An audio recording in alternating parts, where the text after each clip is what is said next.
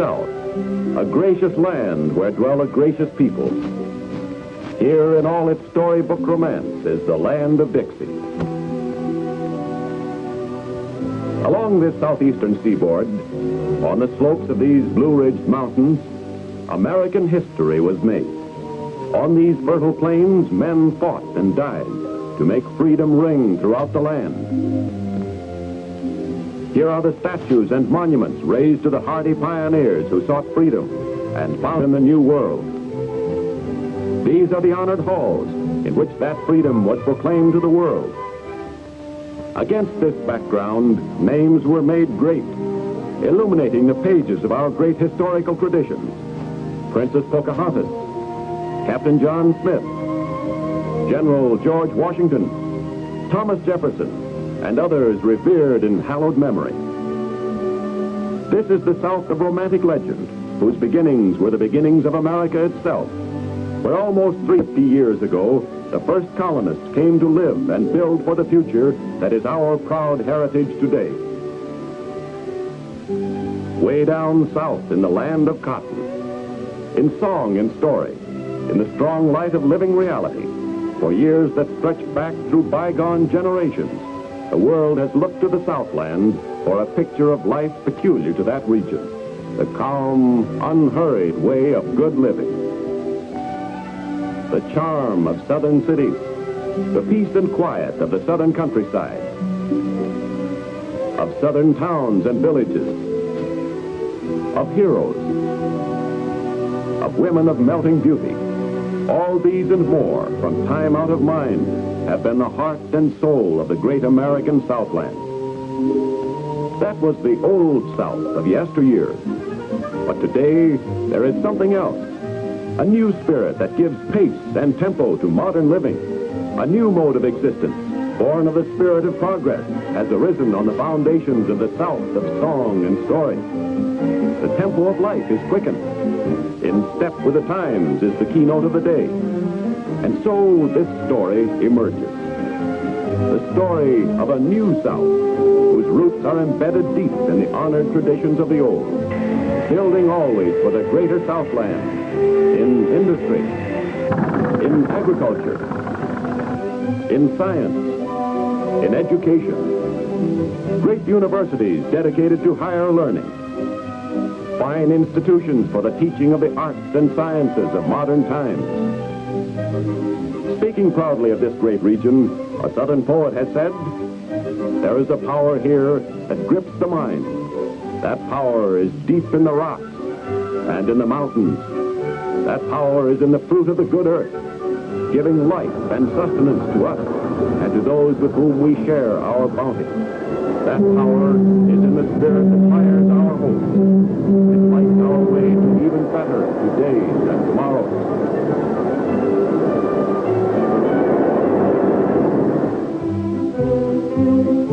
The wealth of a nation, or any part of that nation, is measured by its natural resources, its industries, its distribution facilities, its people. This southeast corner of our nation is blessed more than most with the riches of a fertile soil and mild climate, untold wealth in minerals and forests, and a vast network of modern transportation.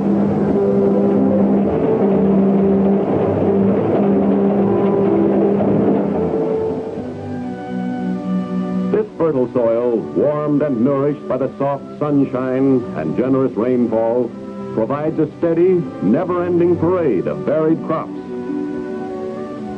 Florida oranges and grapefruit, pre-ripened, bursting with health-giving qualities of this soil and sun, shipped to the tables of the nation and the world. Luscious peaches and juicy watermelons sent to every corner of this land of ours. Vegetables in great abundance and amazing variety from the lush soil of the southeast for the markets and tables of the nation. Tobacco from the time of Sir Walter Raleigh to this day, a product of prime importance to the economy of this region.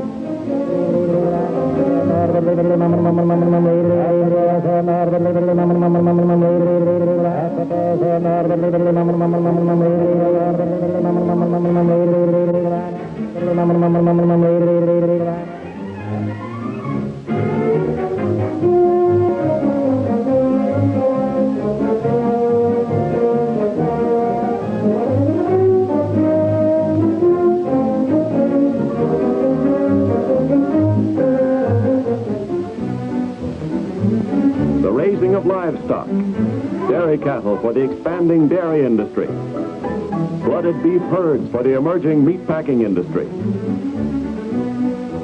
hogs, poultry, assuming greater and greater prominence in the economy of this region, their value measured in millions of dollars. Cotton, once the foundation of Southern economy, today still the principal crop of the agricultural South. These are the words of Henry W. Grady, a great Southerner, in speaking of cotton.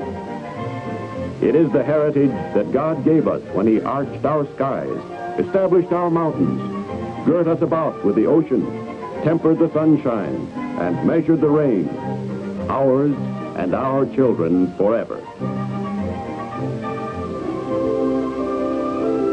Fused with the widespread agricultural activities of the Southland is the rapid industrial growth of the region, not only in basic heavy industry, but also in other fields that have become a vital factor in the pattern of modern industrial development. Industry must have raw materials, either close at hand or within easy shipping distance. What has the Southeast to offer along these lines? Iron ore and coal from the same fields, an unbeatable combination for industrial utilization.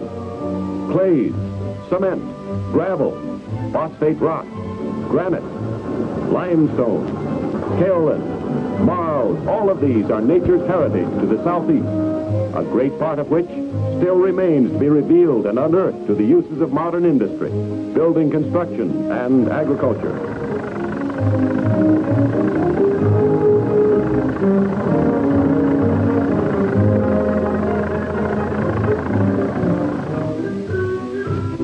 Now a glimpse of another great natural resource, the forests of the South, the most extensive in the country, an asset of tremendous importance to the nation.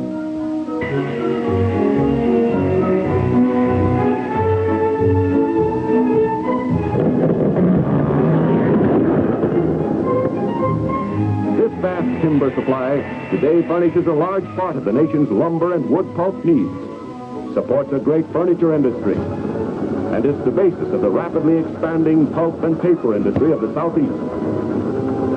The South has made remarkable strides in the development of its wood cellulose industry, and today this region plays a leading role in the production of paper, building boards, insulating materials, rayon, plastics, and other products derived from wood cellulose.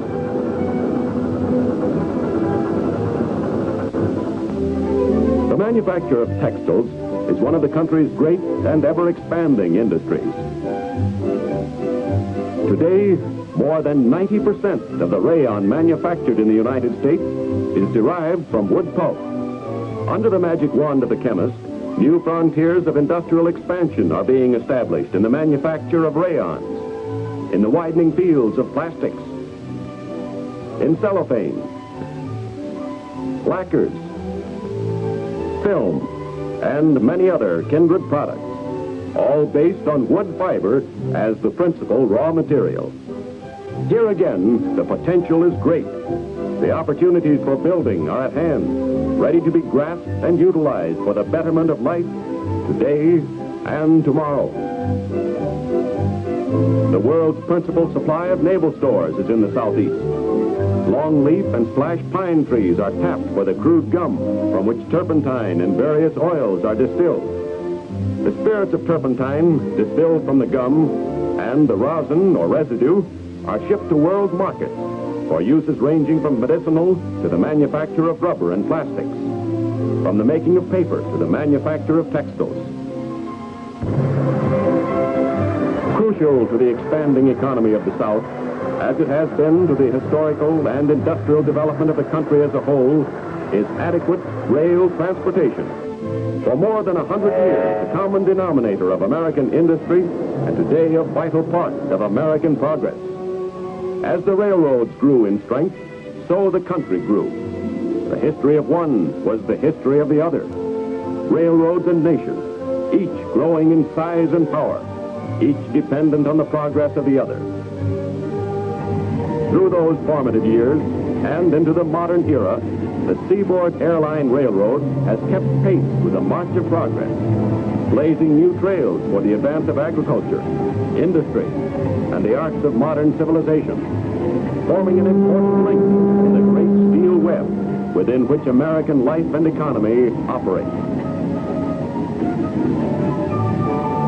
Today, the Seaboard Airline Railroad forms one of the nation's leading railway systems, with main lines through Virginia, the Carolinas, Florida, Georgia, and Alabama, serving the capitals of each of these states, their seaports and inland resources, their principal cities and vacation resorts, operating as a powerful, smoothly functioning connecting link between the Southeast and the rest of the nation. A railroad's importance to the communities which it serves is almost immeasurable. Its passenger trains afford luxurious comfort, safety, and convenience to the traveler.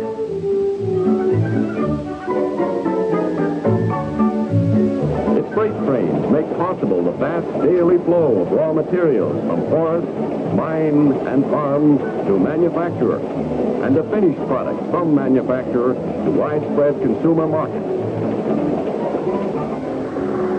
The shipping of freight by rail has always been the lifeblood of modern American industry. Today, the railroad continues as the very basis of the economic life of the nation. Representative of the new spirit that is building for the greater Southland of today and tomorrow, the Seaboard, in freight traffic, as well as in passenger service, is a notable example of the drive and know-how characteristic of the entire field of rail transportation throughout the length and breadth of our country.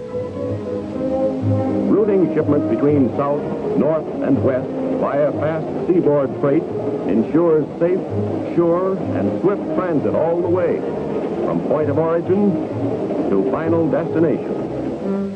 It means careful handling of shipments by men especially trained in this important work, in loading, in transit, and in unloading.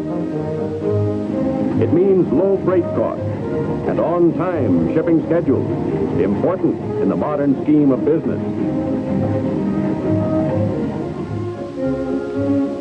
An important part of Seaboard's organization is the agricultural department. This department works in close cooperation with southern farmers and planters toward the goal of increasing agricultural income from greater yields of old crops and the planting of new and diversified crops. Seaboard's industrial department is a powerful force in the industrial progress of the New South, with a noteworthy record of pioneering in the development of new industries and aiding in the expansion of old. New industries, such as the vast and important pulp and paper industry and related enterprises, made aware of the immense potentialities of this region, have been encouraged to share in the resources and to reap the benefits of the expanding economy of the Southland. And when it comes to vacation travel, this earth hath no more favored spot. There is no end to tourists' dreams come true, giving the widest variety of holiday fun and recreation, all for the taking, and within the easy reach of the rail line serving this area.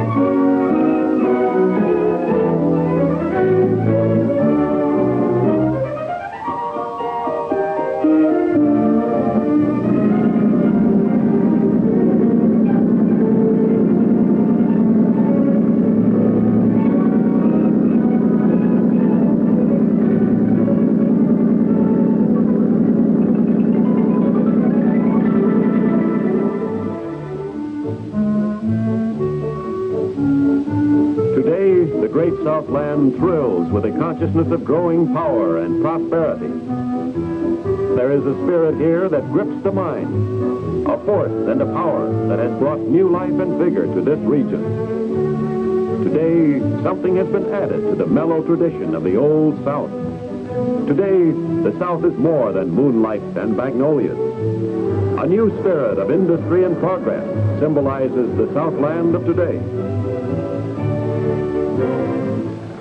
But in the secret heart of the true Southerner, there will always live a sense of the land itself, of the things that grow in it, the seasons that sweep it, the rocks and rills and templed hills that give it grace and feature. This, then, is the heart of the Southland today. The factories, the white beaches, the farms and forests, the schools and plantations, the cities, the towns, the villages, the countryside. A region still of quiet charm and hearty hospitality. Today and into our many tomorrows, as in the yesteryears of generations gone by, a blessed corner of this land of ours.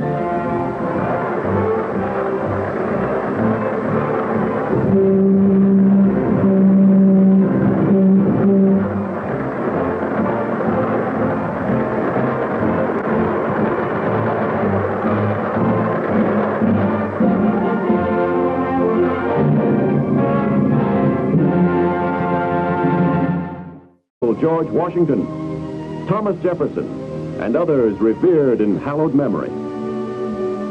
This is the South of romantic legend, whose beginnings were the beginnings of America itself, where almost 350 years ago, the first colonists came to live and build for the future that is our proud heritage today. Way down south in the land of cotton, in salt.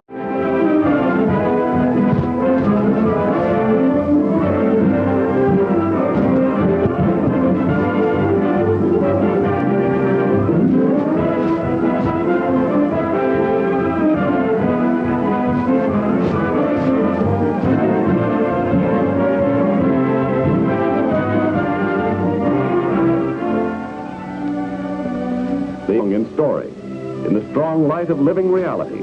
For years that stretch back through bygone generations, the world has looked to the Southland for a picture of life peculiar to that region, the calm, unhurried way of good living.